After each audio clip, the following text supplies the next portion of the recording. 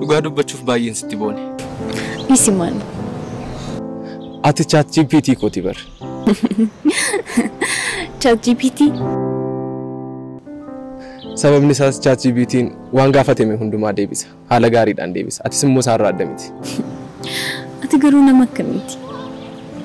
Dhugaa sanatti miyoo jettee gumiin baay'ee na sodaachiseera. Dhugumatti gumiin barataa cimaadha. Garuu immoo dorgommii kana waan ati injifattu natti fakkaata. Akka afaan kee naaf godhu.